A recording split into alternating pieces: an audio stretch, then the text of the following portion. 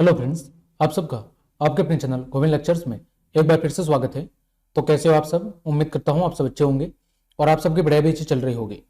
तो कक्षा 12 भूगोल विषय के महत्वपूर्ण प्रश्न उत्तर की सीरीज में आज हम मानव भूगोल के अध्याय 6 द्वितीय क्रियाएं के महत्वपूर्ण परीक्षा उपयोगी प्रश्नों को डिस्कस करेंगे। इस चैप्टर से आपका एक प्रश्न पूछा जाएगा और वो कितने अंकों का होगा? 4 अंकों का प्रश्न होगा। यानी इस चैप्टर से एक बड़ा प्रश्न आपको देखने को मिलेगा। तो उसी अनुसार हम आपके महत्वपूर्ण प्रश्नों को डिस्कस करेंगे। तो चलिए क्लास शुरू करते हैं। हम बात कर रहे हैं लघु उत्तरात्मक प्रश्न की, क्योंकि जब प्रश्न बड़ा ही पूछा जाएगा तो फिर हम बड़े प्रश्नों को ही डिस्कस कर लेते हैं। पहला प्रश्न है, छोटे पैमाने के उद्योगों की 3 विशेषताएं बताओ। छोटे पैमाने के जो उद्योग होते हैं उनकी 3 विशेषताएं क्या क्या होती है? तो देखिए, पहली विशेषता होती है इनमें कुटीर उद्योग से भिन्न निर्माण स्थल घर से बाहर होता है।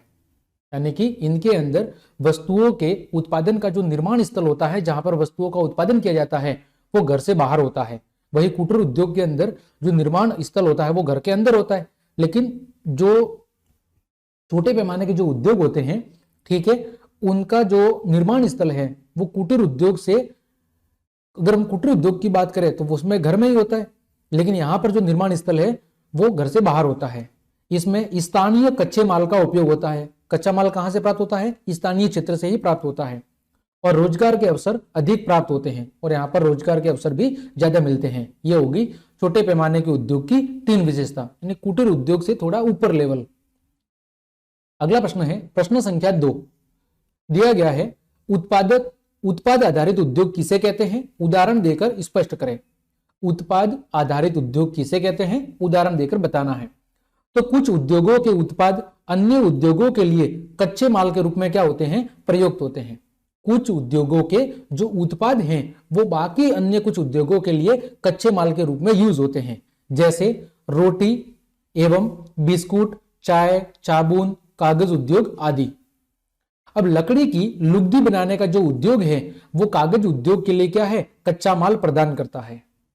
ठीक है, कागज की लुगदी बनाने का जो उद्योग है वो कागज उद्योग के लिए क्या करता है? कच्चा माल प्रदान करता है। जैसे रुई से धागे बनाना, तो ये धागे बनाने वाला जो उद्योग है वो कपड़े बनाने वाली फैक्ट्री के लिए क्या करेगा? आपका कच्चा माल प्रोवाइड करवाएगा।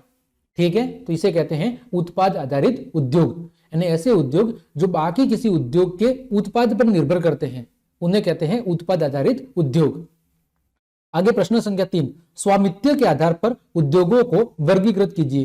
यानी कि स्वामित्व का मतलब है कि अधिकार, मालिकाना अधिकार, इसके आधार पर उद्योगों को कितने भागों में बांटा गया है? तो कितने भागों में बांटा गया है? 3 भागों में। एक सार्वजनिक क्षेत्र के उद्योग जो सरकार के अधीन होते हैं, जिस पर किसका कंट्रोल होता है? सरकार का।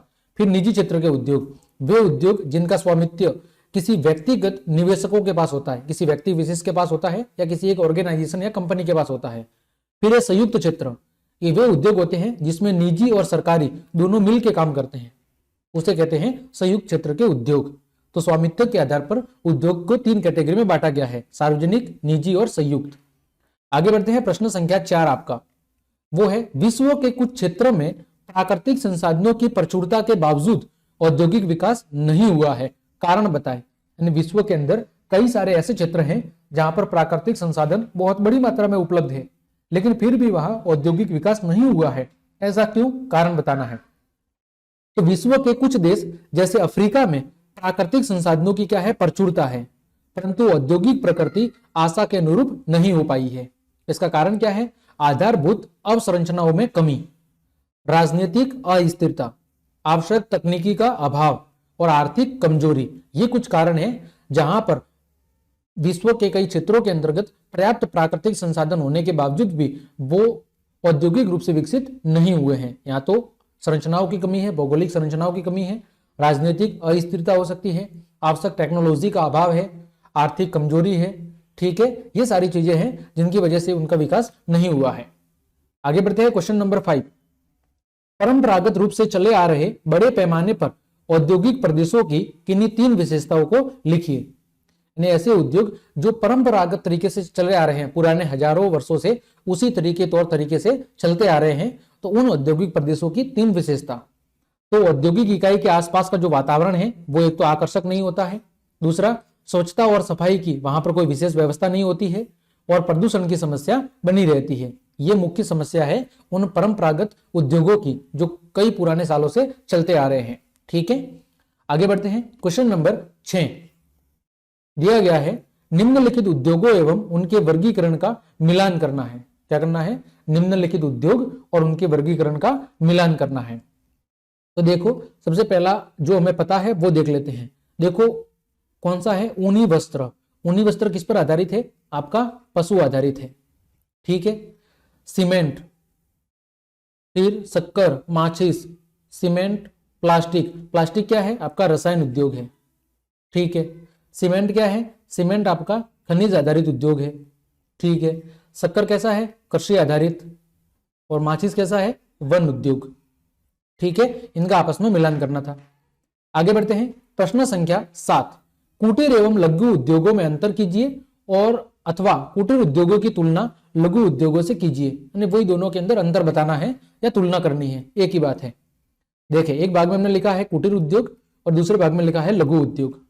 कुटीर उद्योग क्या होते हैं? कुटीर उद्योगों के अंदर एक दस्तकार अपने परिवार के संयोग से अपनी दक्षता के आधार पर घर में ही क्या करता है? वस्तुओं का निर्माण करता है। कुटीर उद्योगों के अंदर एक कारीगर या दस्तकार अपने परिवार के सहयोग से अपनी जितनी क्षमता होती है उसके आधार पर घर में ही वस्तुओं का निर्माण करता है। लघु उद्योग के अंदर एक दस्तकार छोटी मोटी मशीनों की सहायता से क्या करता है? उत्पादन करता है। ठीक है, कुटीर उद्योग में ये उद्योग स्थानीय मांग को पूरा करते हैं। लघु उद्योग, इस उद्योग से निर्मित उत्पादन बाजार में व्यापारियों के द्वारा बेचा जाता है और इन उद्योगों में बाहर से कच्चा माल मंगवाकर बड़े पैमाने पर उत्पादन किया जाता है। किसमें? लघु उद्योग में। फिर बात करें कुटीर उद्योग की, तो कुटीर उद्योग के अंदर स्थानीय कच्चे माल का ही प्रयोग करके छोटे स्तर पर ही उत्पादन किया जाता है। जैसे ग्रामीण क्षेत्र में रस्सी बनाना, सूत का तना बनाना, चटाई बनाना आदि क्या है? कुटीर उद्योग है। फिर बात करें लघु उद्योग, तो विकासशील देशों में खिलौने बनाना, बर्तन बनाना, चमड़े का सामान बनाना आदि क्या है? लघु उद्योग के कुछ उदाहरण हैं। तो दोनों के अंदर थोड़ा सा अंतर है। ठीक है, आगे बढ़ते हैं। क्वेश्चन नंबर 8, द्वितीयक व्यवसायों को निर्धारित करने वाले कारकों के नाम। ऐसे कारक जो द्वितीयक स्तर के व्यवसाय को निर्धारित करते हैं। तो द्वितीयक व्यवसायों को निर्धारित करने में प्राकृतिक संसाधनों और सांस्कृतिक संसाधनों दोनों का ही प्रभाव होता है और इनको निर्धारित करने वाले कुछ प्रमुख कारक या कारण निम्न है। पहला है कच्चा माल, दूसरा है शक्ति के साधन यानी श्रम, तीसरा परिवहन और संचार की सुविधाएं, चौथा पूंजी, पांचवा बाजार, छठा सरकारी नीतियां और सातवां है श्रम तथा प्रौद्योगिकी नवाचार यानी श्रम और तकनीकी। ये कुछ कारक है जो द्वितीयक स्तर के व्यवसाय को क्या करते हैं? प्रभावित करते हैं। आगे बढ़ते हैं। क्वेश्चन नंबर 9 दिया गया है, द्वितीयक व्यवसायों से संसाधनों की मूल्य वृद्धि किस प्रकार होती है? स्पष्ट करें। द्वितीयक व्यवसायों से संसाधनों की मूल्य वृद्धि किस प्रकार होती है? तो द्वितीयक व्यवसायों के अंतर्गत प्रकृति द्वारा प्रदान किए गए संसाधनों का प्रत्यक्ष उपयोग नहीं करके उनको उपयोग करने के योग्य बनाया जाता है। यानी द्वितीयक स्तर के जो व्यवसाय हैं वहां पर होता क्या है कि जो प्रकृति से प्राप्त संसाधन है उन संसाधनों को डायरेक्टली उपयोग में ना लाकर उनको उपयोग करने के योग्य बनाया जाता है, उनका रूप कन्वर्ट किया जाता है, उनको कन्वर्ट किया जाता है। इस प्रकार के कार्य से उनके मूल्य में क्या होती है? वृद्धि होती है। जैसे लोहे को गला के इस्पात या अन्य मशीनरी सामग्री का निर्माण करना, उसी तरह कपास और ऊन से कपड़े का निर्माण करना, लकड़ी के द्वारा फर्नीचर बनाना, कागज बनाना। तो ये क्या है? ये सारे जो प्राकृतिक संसाधन हमें प्राप्त हुए थे उनको डायरेक्टली उपयोग में न लेके क्या किया जा रहा है? उनके रूप को बदल के उनके मूल्य में क्या की जा रही है? वृद्धि की जा रही है। ठीक है, जैसे हमें कपास की खेती से क्या प्राप्त हो गया? कपास। अब वो ऐसा डायरेक्ट तो कोई काम का है नहीं, तो उस कपास को कन्वर्ट करके उसके रूप को बदल के उसे क्या बना रहे हैं? कपड़े बना रहे हैं, जिससे उसके मूल्य में क्या हो रही है? वृद्धि हो रही है। तो इस प्रकार जो द्वितीयक स्तर के व्यवसाय हैं वो संसाधनों की मूल्य वृद्धि करने का काम करते हैं। अगला प्रश्न है, द्वितीयक व्यवसाय क्या है? इसके दो उदाहरण। तो देखो, उन सभी क्रियाओं को द्वितीयक व्यवसाय कहते हैं जिनके अंतर्गत प्राकृतिक संसाधनों को परिष्कृत करना, उनका रूप बदलना तथा जीवन यापन के लिए अधिक उपयोगी बनाने संबंधी क्रियाएं संपन्न होती है।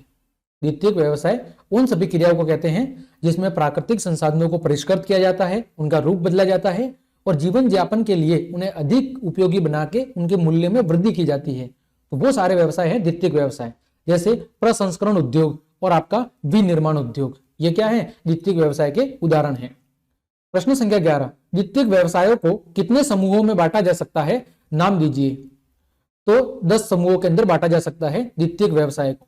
पहला है इंजीनियरिंग उद्योग, दूसरा है निर्माण उद्योग, तीसरा इलेक्ट्रिक उद्योग, चौथा रासायनिक उद्योग, पांचवा शक्ति उद्योग, छठा वस्त्र उद्योग, सातवां भोजन और पेय पदार्थ उद्योग, आठवां धातुक्रम उद्योग, नौवां प्लास्टिक उद्योग और 10वां परिवहन और संचार उद्योग। इस तरह द्वितीयक व्यवसाय के या द्वितीयक स्तर के जो व्यवसाय हैं उनको मेनली 10 कैटेगरी के अंदर डिवाइड किया जा सकता है। ठीक है, आगे बढ़ते हैं। प्रश्न संख्या 12, विनिर्माण से आप क्या समझते हैं? तो विनिर्माण से आशय किसी भी वस्तु के उत्पादन से है। किससे है? किसी भी वस्तु के उत्पादन से। हस्तशिल्प कार्य से लेकर लोहे और इस्पात को गढ़ना, प्लास्टिक के खिलौने बनाना, कंप्यूटर के अति सूक्ष्म घटकों को जोड़ना, अंतरिक्ष यान निर्माण करना इत्यादि सभी प्रकार के उत्पादन को निर्माण के अंतर्गत ही माना जाता है। ठीक है, विनिर्माण की सभी प्रक्रियाओं में कुछ सामान्य विशेषताएं होती है, जैसे शक्ति का उपयोग होता है, एक ही प्रकार की वस्तुओं का विशाल उत्पादन होता है, कारखानों में विशिष्ट श्रमिक जो मानक वस्तुओं का उत्पादन करते हैं। ठीक है, ये कुछ क्या होती है? विनिर्माण उद्योग की कुछ महत्वपूर्ण विशेषताएं होती है। विनिर्माण आधुनिक शक्ति के साधन और मशीनरी के द्वारा या पुराने साधनों के द्वारा भी किया जाता है।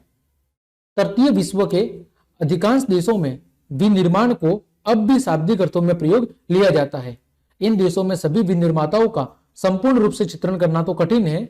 इसमें औद्योगिक क्रियाओं के उन प्रकारों पर अधिक बल दिया जाता है जिसमें उत्पादन के कम जटिल तंत्र को लिया जाता है। मतलब विनिर्माण का मतलब है वस्तुओं का उत्पादन, जो हमें प्राकृतिक संसाधन प्राप्त होते हैं उनके रूप को परिवर्तित करके उन्हें उपयोगी बनाना, उसके मूल्य में वृद्धि करना, यही है आपका विनिर्माण। ठीक है, जिसकी विशेषता क्या है? शक्ति का उपयोग, यानी ज्यादा से ज्यादा श्रम लगता है। ठीक है, एक ही प्रकार की वस्तुओं का बहुत बड़े लेवल पर उत्पादन किया जाता है। कारखानों के अंदर कुछ विशिष्ट श्रमिक होते हैं जो मानक वस्तुओं को क्या करते हैं? उत्पादित करते हैं, उनके रूप को परिवर्तित करते हैं, उनके मूल्य में वृद्धि करते हैं। तो ये सारी क्रियाएं विनिर्माण के अंतर्गत आती है। अगला प्रश्न है प्रश्न संख्या 13, दिया गया है उद्योगों का निर्माण और विनिर्माण क्या है? उद्योगों का निर्माण और विनिर्माण क्या है? तो देखो, विनिर्माण का शाब्दिक अर्थ है हाथ से बनाना, फिर इसमें हम यंत्रों के द्वारा बनाया गया सामान भी सम्मिलित किया जाता है। मतलब विनिर्माण का मोटा मोटा मतलब है किसी चीज को निर्माण करना। यह एक परम आवश्यक प्रक्रिया है जिसमें कच्चे माल को स्थानीय या दूरस्थ बाजार में बेचने के लिए उच्च मूल्य पे तैयार माल में परिवर्तित किया जाता है। विनिर्माण के अंदर होता क्या है? कच्चे माल को बाजार के अंदर बेचने के मकसद से उसे उच्च मूल्य के लिए क्या किया जाता है? तैयार किया जाता है। उसकी कीमत में बढ़ोतरी की जाती है, उसको रूप को परिवर्तित करके उसके मूल्य को इंक्रीज किया जाता है। वैचारिक दृष्टिकोण से उद्योग क्या है? उद्योग एक निर्माण इकाई होती है जिसकी भौगोलिक स्थिति अलग होती है। ठीक है, एवं प्रबंधन के अंतर्गत लेखा बही और रिकॉर्ड का रख रखाव उस उद्योग के अंतर्गत किया जाता है। उद्योग क्या है? एक बहुत ही व्यापक नाम है और इसमें विनिर्माण इसे विनिर्माण के एक पर्यायवाची के रूप में देखा जा सकता है। ठीक है, उद्योग एक बड़े लेवल की बात होगी। जब कोई इस्पात उद्योग और रसायन उद्योग शब्दावली का प्रयोग करता है तब उसके मस्तिष्क में कारखाने और कारखानों में होने वाली विभिन्न प्रक्रियाओं का विचार उत्पन्न होता है। लेकिन कई गौण क्रियाएं हैं जो कारखानों में संपन्न नहीं होती है, जैसे पर्यटन उद्योग, ये कारखानों के अंदर संपन्न नहीं हो सकता। मनोरंजन उद्योग। ठीक है, अतः स्पष्टता के लिए विनिर्माण उद्योग शब्दावली का प्रयोग किया जाता है। हम बार बार उद्योग शब्द का उपयोग न करके विनिर्माण का करते हैं, क्योंकि उद्योगों का मतलब हो गया है कल कारखानों, फैक्ट्रियों, मशीनरियों से। लेकिन सब चीजें इन उद्योग धंधों के अंदर शामिल नहीं होती है, जैसे पर्यटन उद्योग, संचार उद्योग, मनोरंजन उद्योग।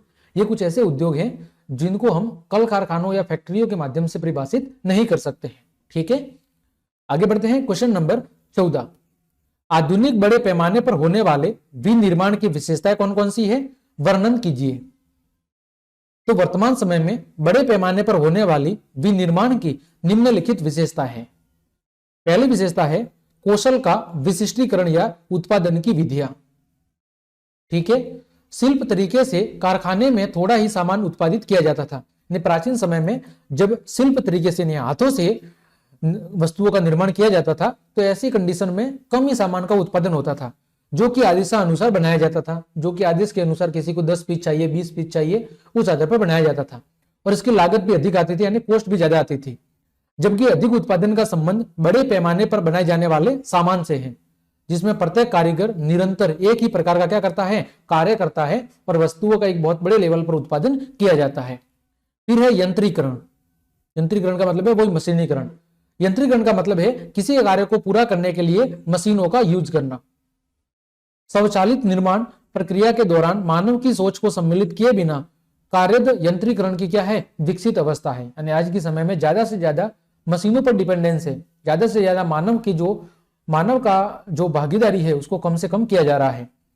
पुनः निर्वेशन एवं संवर्त पास कंप्यूटर नियंत्रण प्रणाली में युक्ति स्वचालित कारखाने जिनमें मशीनों को सोचने के लिए विकसित किया गया है पूरे विश्व में नजर आने लगी है। यानी आजकल टेक्नोलॉजी इस दौर में पहुंच चुकी है कि आजकल मशीन को अगर एक बार उस काम में लगा दिया जाए तो वो स्वभाव काम करता रहता है। ठीक है, यानी मनुष्य समझ लीजिए मशीनों के अंदर एक दिमाग दे दिया गया है, वो खुद ही सोच सकता है, खुद ही कार्य को अपने तरीके से एडजस्ट कर सकता है। तो इस तरह वर्तमान में मानव की जगह मशीनों ने ले ली है। प्रौद्योगिकी नवाचार शोध और विकास समान युक्तियों के द्वारा विनिर्माण की गुणवत्ता को नियंत्रित करने, अपशिष्टों के निस्तारण और अदक्षता को समाप्त करने और प्रदूषण के विरुद्ध संघर्ष करने का एक महत्वपूर्ण पहलू है। यानी जैसे जैसे टेक्नोलॉजी बढ़ रही है वैसे वैसे विनिर्माण की गुणवत्ता को कंट्रोल करने के लिए, अपशिष्टों के निस्तारण करने के लिए और अदक्षता को समाप्त करने और पर्यावरण प्रदूषण की समस्या को समाप्त करने के लिए आज भी तकनीकी बहुत ज्यादा जरूरी है। ठीक है, इन सभी चीजों के लिए तकनीकी एक महत्वपूर्ण अपना रोल अदा करती है। ठीक है, अब बात करें एक जटिल प्रौद्योगिकी तंत्र, उसकी विशेषता क्या है, तो अत्यधिक विशिष्टीकरण और श्रम विभाजन के द्वारा। ठीक है, फिर कम प्रयास और अल्प लागत से अधिक माल का उत्पादन करना, अधिक पूंजी लगाना, बड़े संगठन और प्रशासकीय अधिकारी वर्ग, इन सभी की जरूरत पड़ती है एक जटिल प्रौद्योगिकी तंत्र में। अनियमित भौगोलिक वितरण, आधुनिक निर्माण के मुख्य संकेंद्रण कुछ ही स्थानों में क्या है, सीमित है। विश्व के कुल स्थलीय भाग के 10% से भी कम भूभाग पर इनका क्या है, विस्तार है, क्योंकि सभी उद्योगों के लिए भौगोलिक दिशा पर्याप्त नहीं होती हर जगह। यह देश आर्थिक एवं राजनीतिक शक्ति के केंद्र बन गए हैं। कुछ क्षेत्र को आच्छादित करने की दृष्टि से विनिर्माण स्थल प्रक्रियाओं की अत्यधिक गहनता के कारण बहुत कम स्पष्ट है और कृषि की अपेक्षा बहुत छोटे क्षेत्र के क्या है, केंद्रित है। उदाहरण की बात करें, अमेरिका के मक्का की पेटी के 2.5 वर्ग किलोमीटर क्षेत्र में साधारणतः 4 बड़े फॉर्म होते हैं जिनमें 10 से 12 श्रमिक कार्य करते हैं, जिनसे 50 से 100 मनुष्यों का भरण पोषण होता है। परंतु इतने ही क्षेत्र में अनेकों वृहद समाकलित कारखानों को समाविष्ट किया जा सकता है और हजारों श्रमिकों का रोजगार दिया जा सकता है।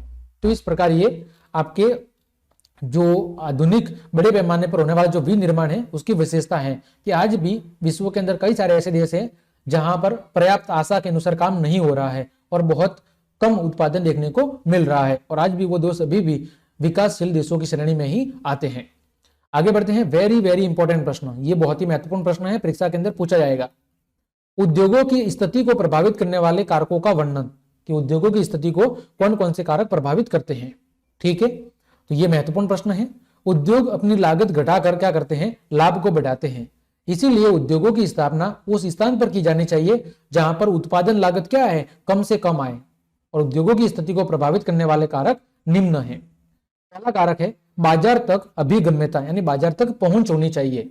ठीक है, तो उद्योगों की स्थापना में सबसे प्रमुख कारक है कि उसके द्वारा उत्पादित माल के लिए उपलब्ध बाजार का होना, यानी जिस चीज का आप उत्पादन कर रहे हो उसके लिए पर्याप्त बाजार होना चाहिए, मार्केट होना चाहिए, उस चीज की डिमांड होनी चाहिए। बाजार से तात्पर्य उस क्षेत्र में तैयार वस्तुओं की मांग और वहां के निवासियों में खरीदने की क्षमता और क्रय शक्ति है। यानी बाजार का मतलब किससे है कि जो चीज आप उत्पादित कर रहे हो, तैयार कर रहे हो, उसकी उस बाजार में डिमांड होनी चाहिए और वहां पर खरीदने वाले लोग भी होने चाहिए। दूरस्थ क्षेत्र जहां कम जनसंख्या निवास करती है छोटे बाजारों से क्या होते हैं, युक्त होते हैं। जैसे यूरोप, उत्तरी अमेरिका, जापान और ऑस्ट्रेलिया के क्षेत्र वृहद वैश्विक बाजार है, क्योंकि इन प्रदेशों के लोगों की जो क्रय क्षमता है वो बहुत ही अधिक है, क्योंकि वहां पर आय के स्रोत ज्यादा है। वही दक्षिणी और दक्षिणी पूर्वी एशिया के घने बसते प्रदेश भी वृहद बाजार उपलब्ध करवाते हैं। कुछ उद्योगों का व्यापक बाजार होता है, जैसे वायुयान निर्माण और शस्त्र निर्माण उद्योग। तो सबसे पहला पॉइंट है बाजार तक अभिगम्यता पहुंच होनी चाहिए।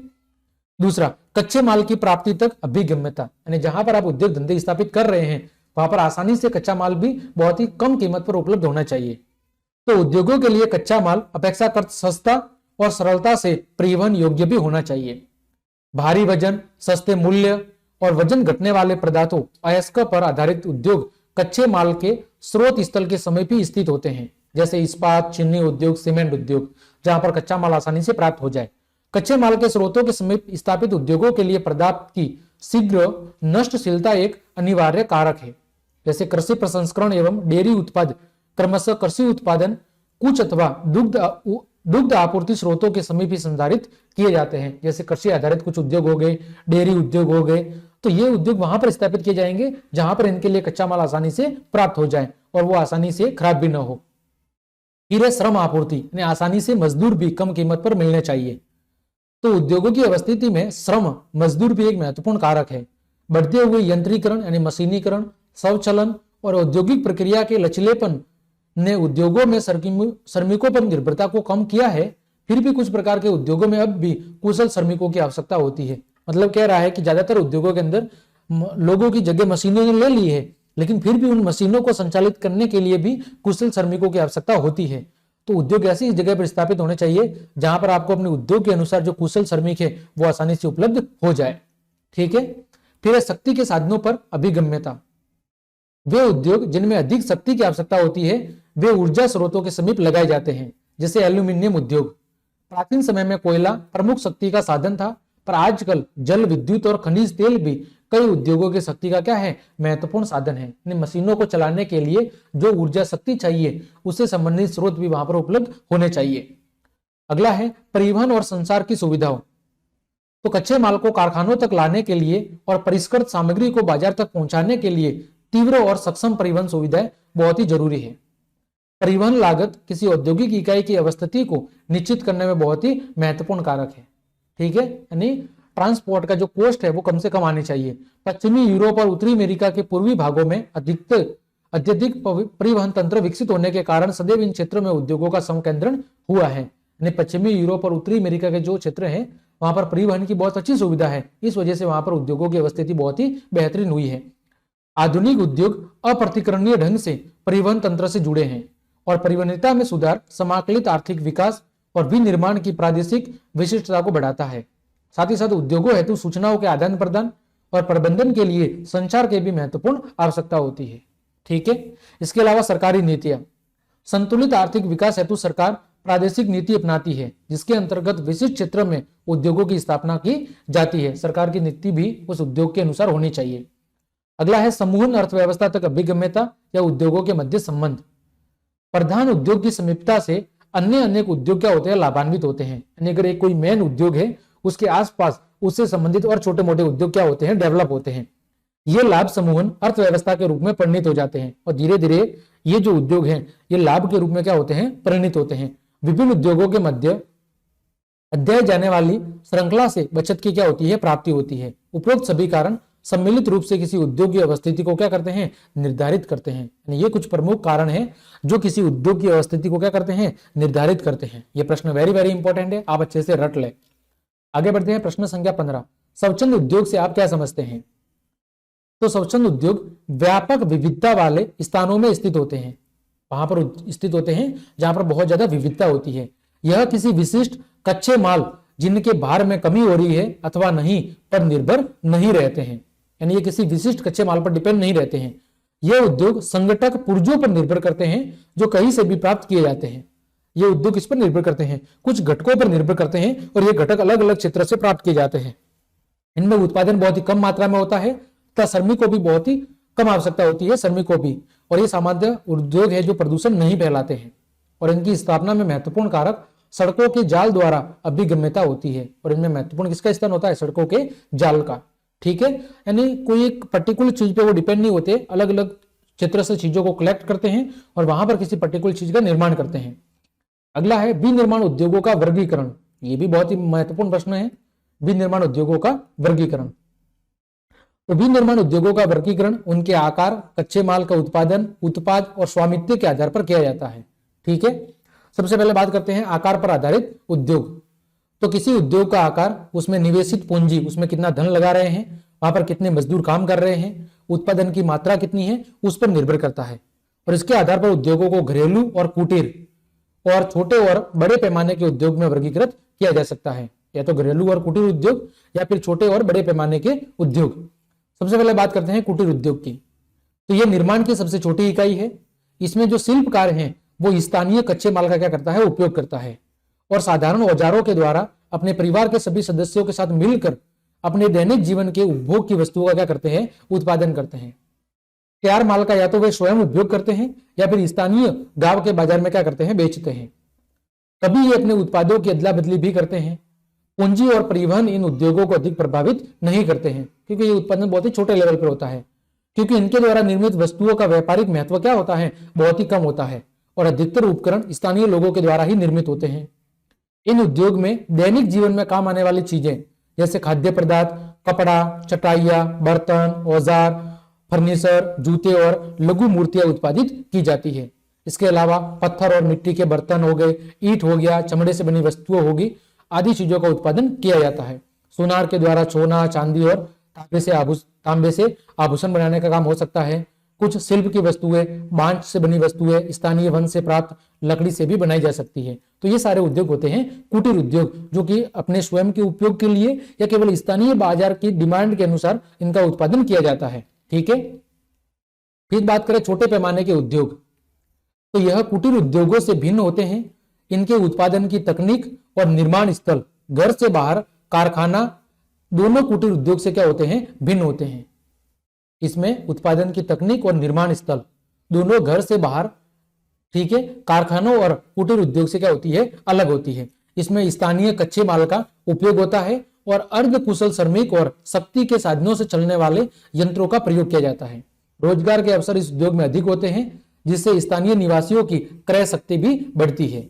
भारत, चीन, इंडोनेशिया और ब्राजील जैसे देशों ने अपनी जनसंख्या को रोजगार उपलब्ध करवाने के लिए इस प्रकार के श्रम सघन छोटे पैमाने के उद्योग क्या है, किए हैं, प्रारंभ किए हैं। ठीक है, फिर बड़े पैमाने के उद्योग। बड़े पैमाने के उद्योग के लिए विशाल बाजार चाहिए, विभिन्न प्रकार का कच्चा माल चाहिए, शक्ति के साधन चाहिए, कुशल श्रमिक चाहिए, विकसित प्रौद्योगिकी चाहिए, अधिक उत्पादन और अधिक पूंजी की क्या होती है, आवश्यकता होती है। पिछले 200 वर्षों में इसका विकास हुआ है। पहले ये उद्योग ग्रेट ब्रिटेन, संयुक्त राज्य अमेरिका के पूर्वी भाग और यूरोप में भी लगाए जाते थे, परंतु वर्तमान में इसका विस्तार विश्व के सभी भागों के अंदर हो गया है। ठीक है, ये थे बड़े पैमाने के उद्योग। फिर बात करें कच्चे माल पर आधारित उद्योग, तो इनको 5 भागों में बांटा गया है। कृषि आधारित उद्योग, खनिज आधारित उद्योग, रसायन आधारित उद्योग, वन आधारित उद्योग और पशु आधारित उद्योग। सबसे पहले बात करते हैं कृषि आधारित उद्योग। तो खेतों से प्राप्त कच्चे माल को विभिन्न प्रक्रियाओं के द्वारा तैयार माल में बदलकर विक्रय करना, बेचने हेतु ग्रामीण और नगरीय बाजारों में भेजा जाता है। ठीक है, प्रमुख कृषि आधारित उद्योगों में भोजन तैयार करने वाले उद्योग, शक्कर, अचार, फलों के रस, पेय पदार्थ, चाय, कॉफी, कोको मसाले, तेल और वस्त्र, सूती, रेशमी, जूट, रबड़ आदि सारे क्या है, कृषि आधारित उद्योग हैं। फिर भोजन प्रसंस्करण, ये भी कृषि के अंतर्गत आ गया। तो कृषि से तैयार खाद्य में मलाई का उत्पादन, डिब्बा खाद्य, फलों से खाद्य तैयार करना, मिठाइयां आदि भी शामिल है। खाद्य को सुरक्षित रखने की कई विधियां प्राचीन काल से ही चली आ रही है, जैसे उनको सुखा के, संघन करके, अचार के रूप में तेल या सिरका डालकर आदि उनको लंबे समय तक सुरक्षित रखा जाता है। पर इन विधियों का औद्योगिक क्रांति के पूर्व सीमित उपयोगी होता था, लेकिन वर्तमान में जो भोजन प्रसंस्करण उद्योग है वो भी बहुत बड़े पैमाने पर विकसित है। फिर बात करें खनिज आधारित उद्योग, तो इन उद्योगों में क्या होता है, खनिजों का कच्चे माल के रूप में उपयोग किया जाता है। कुछ उद्योग लौह अंश वाले धात्विक खनिजों का उपयोग करते हैं, जैसे कि लौह इस्पात उद्योग, जबकि कुछ अलोह धात्विक खनिजों का उपयोग करते हैं, जैसे एल्यूमिनियम उद्योग, तांबा उद्योग, जवाहरात उद्योग, सीमेंट उद्योग, मिट्टी के बर्तन उद्योग आदि में अधात्विक खनिजों का उपयोग किया जाता है। फिर है रसायन आधारित उद्योग। तो इस प्रकार के उद्योग में प्राकृतिक रूप में पाए जाने वाले रासायनिक खनिजों का उपयोग होता है, जैसे पेट्रो रसायन उद्योग में खनिज तेल का उपयोग होता है। नमक, गंधक और पोटास उद्योगों में प्राकृतिक खनिजों को काम में लेते हैं। कुछ रासायनिक उद्योग लकड़ी और कोयले से प्राप्त कच्चे माल पर भी निर्भर करते हैं। रसायन उद्योग के अन्य उदाहरण कृत्रिम रेशे बनाना, प्लास्टिक का निर्माण करना, ये सारे क्या हैं, रसायन आधारित उद्योग हैं। फिर आपका हो गया वन आधारित उद्योग। तो इसमें क्या करते हैं, वनों से प्राप्त कई मुख्य और जो गौण उपज हैं उनका कच्चे माल के रूप में उद्योगों में उपयोग किया जाता है। फर्नीचर उद्योग के लिए जैसे इमारती लकड़ी, कागज उद्योग के लिए लकड़ी, बांस और घास तथा लाख उद्योग के लिए लाख वनों से प्राप्त होती है। तो ये वनों पर आधारित उद्योग है। फिर पशु आधारित उद्योग, जैसे चमड़ा और ऊन पशुओं से प्राप्त प्रमुख कच्चा माल है। चमड़ा उद्योग के लिए चमड़ा और ऊनी वस्त्र उद्योग के लिए ऊन पशुओं से प्राप्त होती है। इसी तरह हाथी दांत उद्योग के लिए दांत भी हाथी से मिलता है। फिर घी, दूध, ये सारी चीजें भी पशुओं से मिलती है। फिर उत्पादन या उत्पाद आधारित उद्योग, तो आपने कुछ मशीनें और औजार देखे होंगे जिनके निर्माण में लोहा इस्पात का प्रयोग कच्चे माल के रूप में किया जाता है। तो लोहा इस्पात स्वयं में क्या है, एक उद्योग है। वे उद्योग जिनके उत्पाद को अन्य वस्तुएं बनाने के लिए कच्चे माल के रूप में प्रयोग में लाया जाता है, उन्हें आधारभूत उद्योग कहते हैं। क्या आप इस कड़ी को पहचान सकते हैं? लोहा इस्पात उद्योग, लोहा इस्पात वस्त्र उद्योग के लिए मशीनें उपभोक्ता के उपयोग हेतु, कपड़ा उपभोक्ता वस्तु उद्योग के लिए ऐसे सामान का क्या करते हैं, उत्पादन करते हैं जो प्रत्यक्ष रूप से उपभोक्ता द्वारा उपभोग कर लिए जाते हैं। उसी तरह उदाहरण के लिए रोटी, ब्रेड और बिस्कुट, चाय, साबुन, लिखने के लिए कागज, टेलीविजन, श्रृंगार सामान इत्यादि का उत्पादन करने वाले उद्योगों को उपभोक्ता माल बनाने वाले अथवा गैर आधारभूत उद्योग कहा जाता है। तो इस तरह उत्पादन के आधार पर आधारभूत उद्योग और गैर आधारभूत उद्योग दो श्रेणी के अंदर बांटा गया है। फिर बात करें स्वामित्व के आधार पर, तो सार्वजनिक क्षेत्र के उद्योग जो सरकार के कंट्रोल में होते हैं। भारत में बहुत से उद्योग सार्वजनिक क्षेत्र के उद्योग है। समाजवादी देशों में भी अनेक सरकारी उद्योग स्वामित्व वाले होते हैं। मिश्रित अर्थव्यवस्था में निजी और सार्वजनिक दोनों ही प्रकार के उद्योग पाए जाते हैं। फिर बात करें निजी क्षेत्र के उद्योग, तो इनमें जो स्वामित्व होता है किसी व्यक्तिगत निवेशक के पास होता है और ये निजी संगठनों के द्वारा संचालित होते हैं।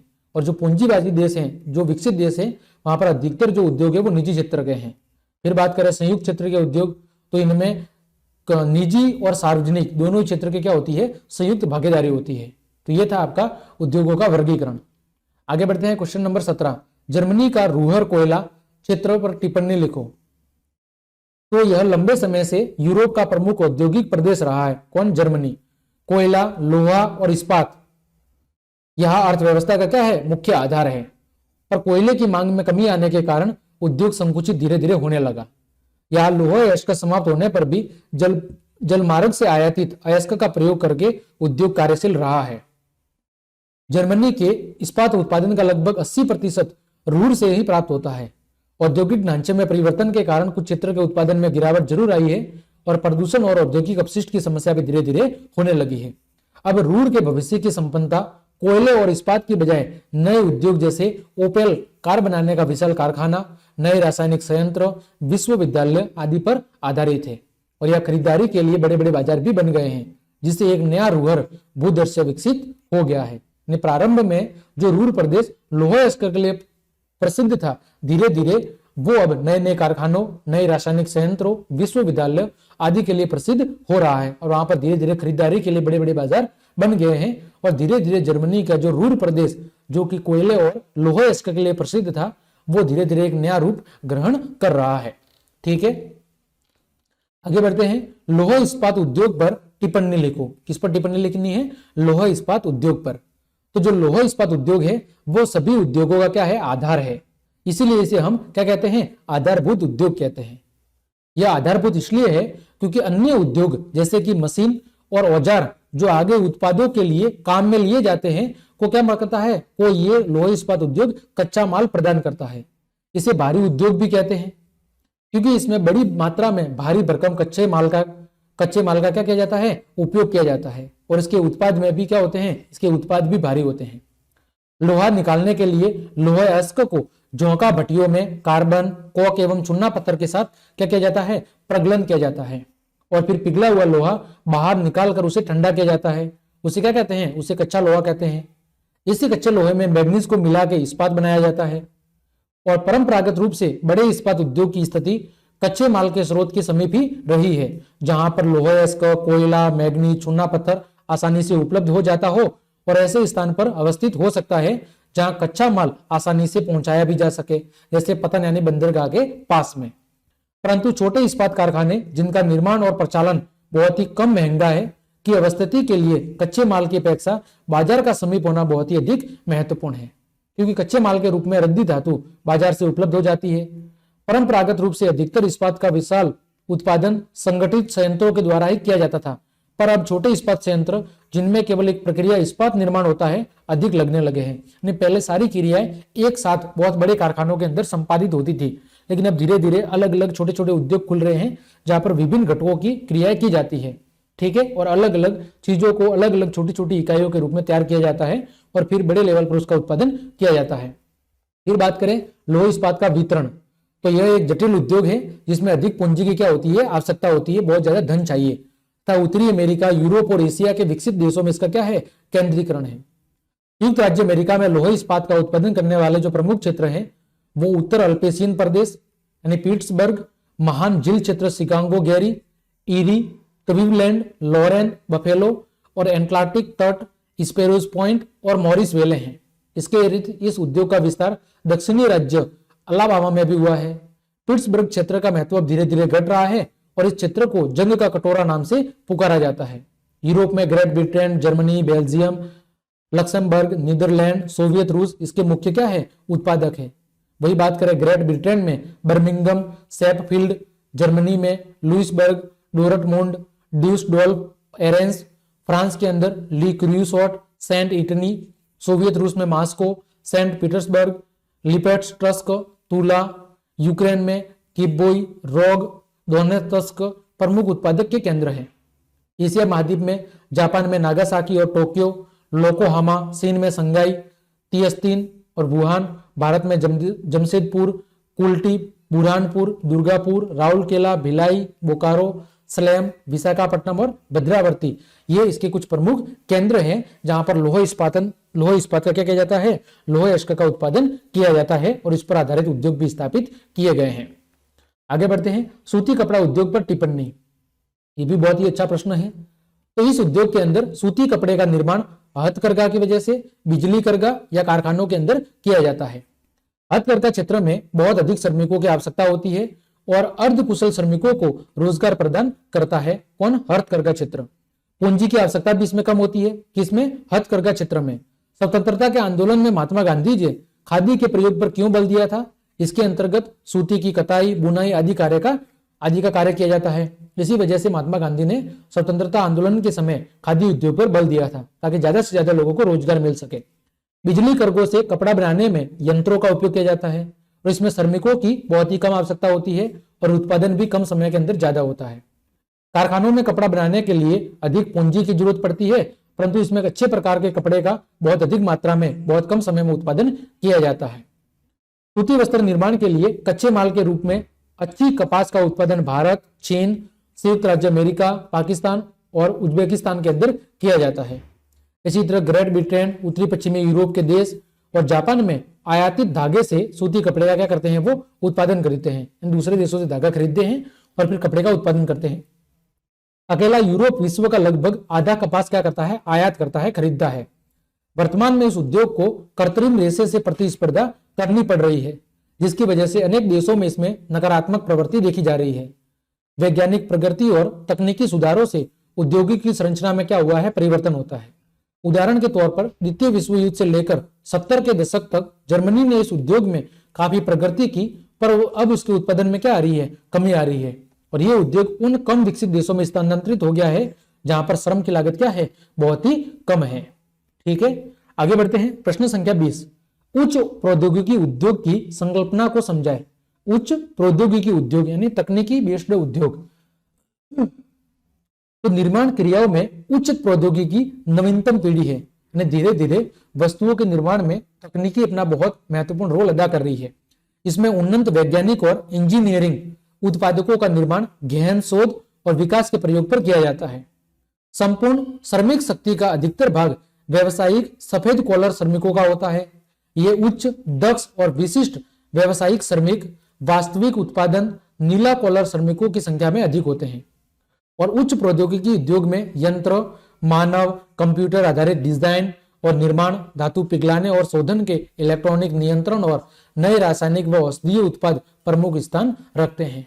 ठीक है, इस भूदृश्य में विशाल भवनों, कारखानों और भंडार क्षेत्र के स्थान पर आधुनिक, नीचे साफ सुथरे बिखरे कार्यालय और प्रयोगशाला देखने को मिलती है। इस समय जो भी प्रादेशिक और स्थानीय विकास की योजनाएं बन रही है उसमें नियोजित व्यवसाय पार्क का निर्माण भी किया जा रहा है। वे उच्च प्रौद्योगिकी उद्योग जो प्रादेशिक स्व केंद्रित है, आत्मनिर्भर और उच्च विशिष्टता लिए होते हैं, यानी उनके अंदर सारी सुविधा होती है। उन्हें क्या कहते हैं, उन्हें प्रौद्योगिकी ध्रुव कहा जाता है। क्या कहते हैं, प्रौद्योगिकी ध्रुव।